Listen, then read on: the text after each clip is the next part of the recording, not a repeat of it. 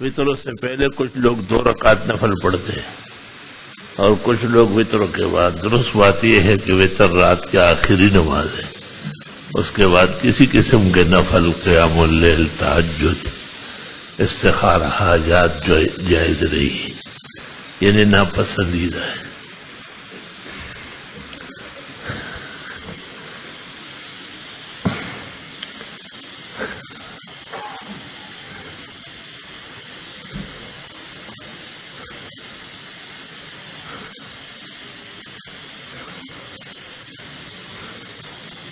انہوں نے پوچھا ہے کہ روایات کی روح سے آپ صلی اللہ علیہ وسلم نے بذات خود کتنے اشخاص جہنم حاصل کیے. یہ تعین تو کہیں نہیں ہوئی، لیکن 12 باز کفار آپ نے مارے.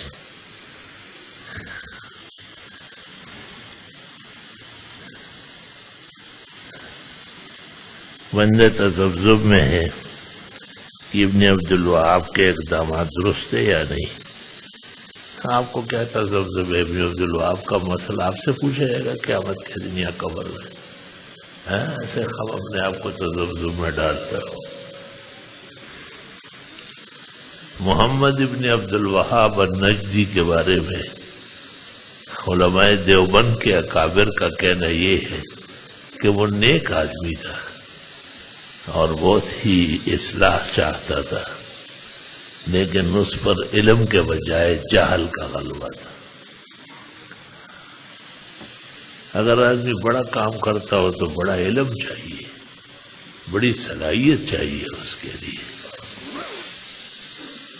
اس کے بھائی نے اس کے رد میں کتاب لکھی ہے، اس کا نام ہے لمعۃ الشہاب فی ترجمۃ ابن عبد الوہاب. شیخ الاسلام مولانا حسین احمد صاحب مدنی الشہاب الثاقب میں فرماتے ہیں کان رجلا مصلحا جاہلا. مصلح تو تھا لیکن علم کم تھا، کم کا تھا. امام الاثر مولانا انور شاہ صاحب رحمت اللہ علیہ بخاری شریف کی شرح فیض الباری جلد اول صفحہ 117 لکھتے ہیں اما محمد ابن عبد الوہاب النجدی فکان رجلا بلیدا قلیل العلم يتسارع الى تکفیر المؤمنین ولا ينبغي ان يقتحم في هذا الوادي الا من كان متقنا عارفا بوجوه الكفر واسبابه. ابن عبد الوہاب نجدی بے علم آدمی تھا اور وہ جلدی کرتا تھا مسلمانوں کے تکفیر میں. مناسب نہیں کہ اس سرزمین میں کوئی قدم رکھے جب تک اسباب کفر اور وجوہ کفر میں ماہر نہ ہو. تو علماء دیوبند نے مطلقاً ابن عبد الوہاب سے ناپسندیدگی کا اظہار کیا ہے. بہرحال وہ کسی رضاخانی یا بدعتی کی طرح خراب آدمی نہیں تھا، اصلاح کے ارادے سے اس سے زیادتی ہوئی. اللہ تعالیٰ آپ کا سایہ تا دیر ہمارے سروں پر قائم رکھے، آمین. ہمارے علاقے میں جنازے کی صورت میں بہت شور شرابہ ہوتا ہے. جب تک طلاق نہ ہو تو نماز شروع نہیں. طلاق یہ کیا مطلب ہے؟ طاق خروج دیا طاق تے طلاق لکھل ہے. میرا چیز مڑے طلاق ہی دے سکے. یہ صرف حضرت انس کی رائے ہے کہ اگر چند آدمی ہے تو 3 آگے ہو جائے، 2 پیچھے ہو جائے، 1 تیسرے صف میں ہو جائے. من صلی علیہ ثلاثۃ صفوف، جس پر 3 آدمی 3 صفیں نماز پڑھے.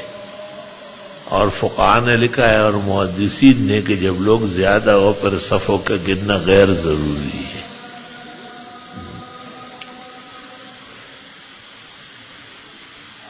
عشاء کی نماز میں میری 3 رکعتیں رہ گئی، صرف 1 رکعت امام صاحب کے پیچھے پڑی. اب مجھے یہ معلوم کرنا ہے کہ میں باقی 3 رکعت کیسے ادا کروں. آپ جب اٹھیں گے نا تو 1 رکعت پڑھ لے اور یہ پہلی رکعت ہے سبحانک اللہم اعوذ باللہ بسم اللہ فاتحہ اور سورت کے ساتھ. پھر آپ اس کے بعد 2 رکعتیں اور پڑھیں اور ایک سورت والی اور آخری بغیر سورت والی، اور پھر آپ نماز مکمل کر لیں.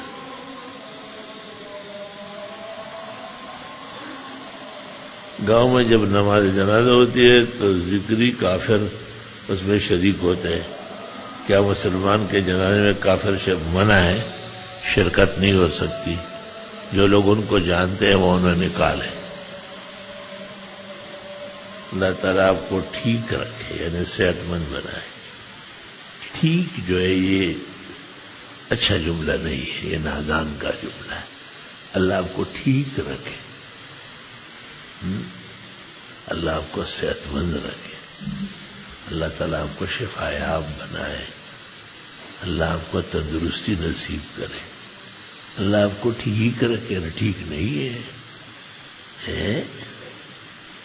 گاؤں میں جاگیردار کے گھروں میں میٹر میں ہوتا ہے تو سسٹم اس کا بوجھ عوام پر ڈالتے ہیں. یہ مانا جو زیادتی کرتے ہیں وہ زیادتی پائے گا. جو سرداروں کے گھر رہتے ہیں ان میں جو دنیا دار ہوتے ہیں، کیا ایسے لوگ اس گیس کو استعمال کر سکتے ہیں؟ ہمارا وضو و نماز سب صحیح ہے، باقی جو لوگ یہ زیادتی کرتے ہیں، میٹر میں چوری کرتے ہیں، وہ مناسب نہیں ہے. ابتدائی زندگی میں بہت سی نمازیں قضا ہوئی، ان کو پڑھنے کی ترتیب کیا ہے؟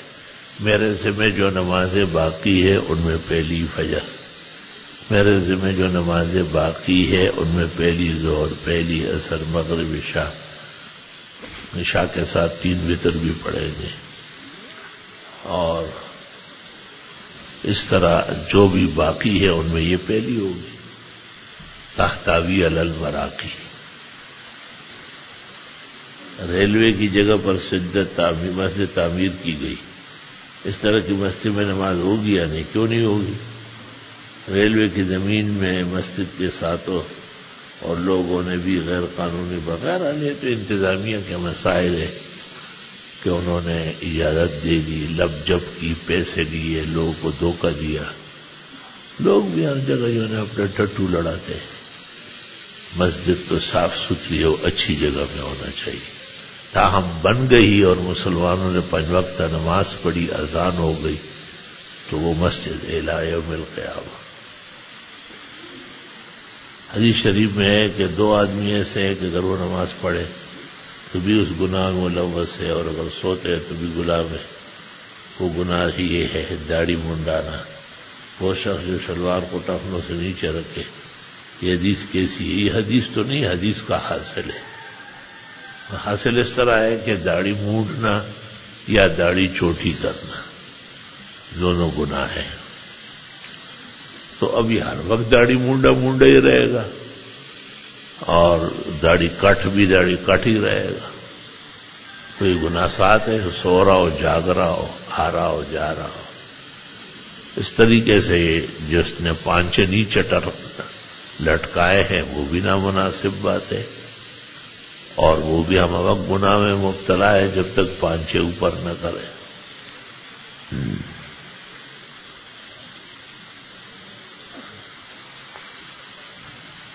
سود اور حرام آمدنی سے مسجد بنانا شرعاً کیسا ہے؟ سود اور حرام خود تو قابل استعمال نہیں ہے. کسی ایسے شخص کو دے دے جس کے لیے مردار حلال ہوتا ہو، جس کو مستر کہتے ہیں قرآن و سنت میں. اس مستر نے اگر پھر اپنی طرف سے ادا کیے تو مسجد کا معاملہ صاف ہو جائے گا. کنز کی شرح کافی میں لکھا ہوا ہے. اللہ آپ کو صحت شفا عطا فرمائے. میری خالہ جو غیر شادی شدہ ہے وہ مجھے اپنے میراث کا اکیلا وارث بنانا چاہتی ہے، حالانکہ میری 2 بہن بھائی ہو. نہیں، یہ رائے کا مسئلہ ہے، یہ وہ مسئلہ نہیں ہے کہ آپ کے سارے خاندان کو وہ بنائے. پرائی آدمی اختیار ہے کہ کسی ایک کو بنائے. پرائی اس معنی میں ہے کہ نہ آپ اس کے وارث ہیں نہ آپ کی خالہ وارث ہے. اس لیے وہ اگر آپ کی اچھی خدمات، اچھے شکرانوں اور اچھی محبت کے نتیجے میں صرف آپ کو وارث بنانا ہے تو یہ جائز ہے، اور تقریر میں جو مسئلہ بیان ہوا ہے وہ علیحدہ ہے۔ موبائل کیمرے سے فوٹو لینا کیسا ہے؟ منع ہے۔ اس طرح کسی انسان کا دنیا سے چلے جانے کے بعد اس کی تصویر موبائل میں رکھنا منع ہے، لیکن اسجد نے بھی رکھا ہوا ہے۔ یہ حضرت مولانا عبدالرحمن ہے، مولانا عبدالغنی ہے، یہ فلاں، یہ سبی الحق صاحب ہے۔ 7 سال سے معدے کی بیماریوں میں مبتلا ہوں، بہت علاج کیا، لیکن 7 سال سے کھانا زیادہ کھاتے ہو، کھانے کا دیوانہ ہو۔ صرف 1 مہینے کے لیے صرف دہی استعمال کریں، اور روٹی نرم بالکل، جو دہی کے ساتھ دہی ہو جائے، اور اس میں پودینہ تازہ، اس کے پتے کوٹ کر پودینے دہی پہ چڑک دیں۔ آپ واپس آئے اور ٹھیک نہ ہو تو میں جرمانہ دے دوں گا، لیکن قرآن پہ ہاتھ رکھواؤں گا کہ تم نے گوشت نہیں کھایا ہو، چاول دال آلو کو ہاتھ نہیں لگایا ہو۔ صرف 1 ہفتے کے لیے آپ یہ دیکھ لیں، عمر بھر کی بیماری ختم ہو جائے گی۔ کھانے کا دیوانہ ہو اور دیکھتے نہیں ہو کہ پیٹ ہضم کر رہا ہے یا نہیں۔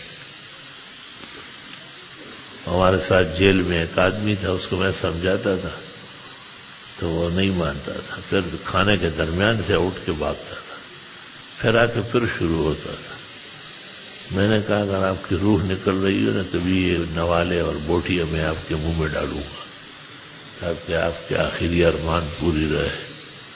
تو بعض لوگ کھانا کو کسی قیمت پر چھوڑنے کے لیے، بھائی اپنے صحت کے لیے، زندگی کے لیے، شفا کے لیے وہ بہت قیمتی ساز و سامان ہے، کچھ ایسا کرنا پڑتا ہے۔ ہمارے لیے بھی دعا فرمائے۔ اللہ آپ کا صحت شفا کاملہ عاجلہ مستمر نصیب، آمین آمین۔ من پسند رشتے کے لیے کوئی عمل و وظیفہ بتائے۔